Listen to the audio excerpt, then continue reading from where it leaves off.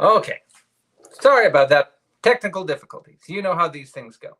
Um, where were we? Let's go back. So Alex sent this sword, and we always thank Alex, but I think that this was probably sent to me by mistake. So we'll look at this on a different plan. So we won't look at it tonight. That'll just keep everyone waiting and hoping to come back for something more in the future. Always keep the audience wanting for more. So we have at least one more box over here. So why don't we take a look at what we've got? So, okay.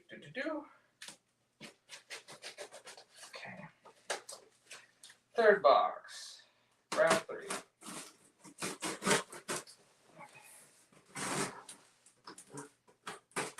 Okay. Have to be a little bit careful when opening this one up. All right. There we go. Excellent. Also from Azure Forge, once again. So it looks like it's an all Azure Forge extravaganza today. This one is quite a bit bigger than the other one. So if the other one was a single-handed sword, I assume that this is a two-handed sword. So let's take a look. Oh yeah, look, this is really pretty. So once again, it's packed quite neatly. And I'll take this out. And I'm trying to remember what the model number for this is. I think it's listed as CO2, but don't quote me on that. So this is their sword that is very, is based a little bit on the Schloss Erbach longsword. It is a type 18A longsword.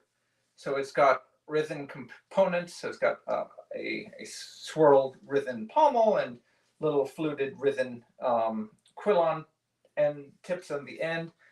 Very nicely done scabbard here. All the stitching looks nice and straight and good. Highly polished shape that is in position. I like the little detailing work that they have on the hangers. I'm not sure how well that's going to show up. Yeah, I think it's hanging up right there. David says it's the CO2 model. Thank you, David, for double checking me. And here's my blade. Got a little bit of schmutz on there, but wipe that off. Just a little bit of sawdust. And we'll take a look down the lines. Very clean lines this way. Very clean lines this way. And very clean lines that way. Good. So I'll see if I can present to camera so that you guys can see also. And again, this is how you can know that we're looking at the 18 family rather than the 15 family. Is from this direction you can see clearly that the blade has curvature in its profile instead of straight lines, which is what, if this was, let's say, a 15A, those blades traditionally would be basically straight along their length, in addition to having different types of cross section and added thickness. It's got a decent amount of heft, but not too hefty. And I again, once again, I don't have anything to test the edge on, but I can just see that it's got beautiful transition all the way from the central ridge to the edge, and just a very little bit of apple seeding or niku to reinforce the edge. So I think that this is going to be a really not only sharp sword, but also should be pretty robust. I don't think it should be. Let me see if I can feel that with my thumb. Yeah, I think that this should be reasonably durable, all things considered. So this is the type of edge that I like on big swords like this, because with a big sword you get a lot of leverage, and so the opportunity to roll an edge is perhaps even greater than on a single-handed sword, depending on the type. Obviously, if you have a really, really long single-handed sword, then the chance increases. The leather feels nice in the hand. This leather, this wrap does have stitching on the back, so it's not skeeved like a normal one would be. But in general, just the way that it's been cord wrapped and the tightness of it, I like the feeling and the texture in the hand. So I think that that's been executed quite nicely, and the way that the cross is seated, the gap is minor. I believe my buddy John over at By the Sword was able to get some of the fittings to come loose.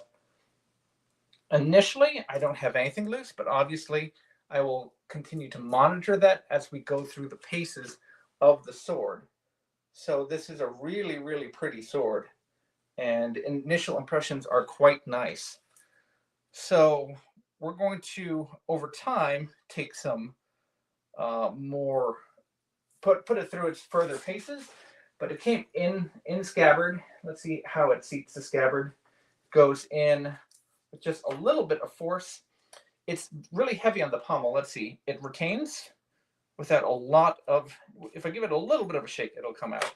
But definitely, like if you're holding it, just the weight of the scabbard is not going to slide off. So that's, I think that's a really good compromise, because if you have the sword in the scabbard and you're holding it like this, you don't want to be grabbing the sword and having the scabbard, coming up off with you without a whole lot of effort. So if you just hold the scabbard in place, you want to be able to pull it without a whole lot of it seizing up on you.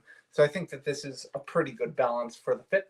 I don't know how scabbard makers do it. It's its own magic to be able to to get the wood to be able to fit to the blades so well. But this one is very nicely done. You can see the little interior pieces of leather that they've put there to finish the ends of the flaps. There's a little bit of flexibility here, but not too much. But it seats the top of the hilt quite nicely. So yeah, on the whole, it's really pretty and really nice. So I think that this is going to be a really fun longsword to play around with. It's definitely a cut and thrust longsword, but it probably biases very slightly more to cut centric. And then the previous sword that we looked at was again, and again, I don't have the model numbers pulled up right now, but this is a type of arming sword that is a very early period arming sword, but one that has a type 12 style blade on it. It does have a very, very gentle, almost imperceptive diamond cross section on the end. So there's just a little hint of a central ridge on the tip. I don't know if you can see it. So that keeps it from being, perfectly representative of a type 12A design, since or type 12 design, since they really should rub that out and make it lenticular. Also, the fuller is a little long. The fullers on type 12 swords should really be, 2/3 to 3/4 of the length. For it to go up that far, that's a little bit on the far side. But the fact that it tapers so nicely and ends in a nice point, I'd still be comfortable calling this at least inspired by a type 12 blade. So yeah, that's pretty cool, and it's really handy. I have no room to operate here, but it's really cool. Again, you can see how kind of thick the fittings are here, and they're very comfortable in the hand. So I don't have a lot of discomfort, no matter what kind of, whether I'm doing hammer or handshake or modified. You could even fake it and try and do saber grip with this type of a sword.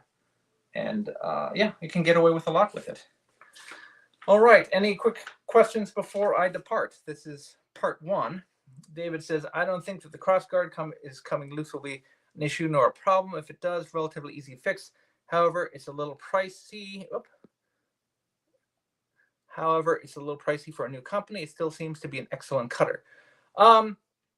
Yeah, trying to find out the correct price point is always interesting. Like I'm okay with someone offering money for whatever they think their time is worth, and it's up to us as consumers to decide whether we're willing to pay that.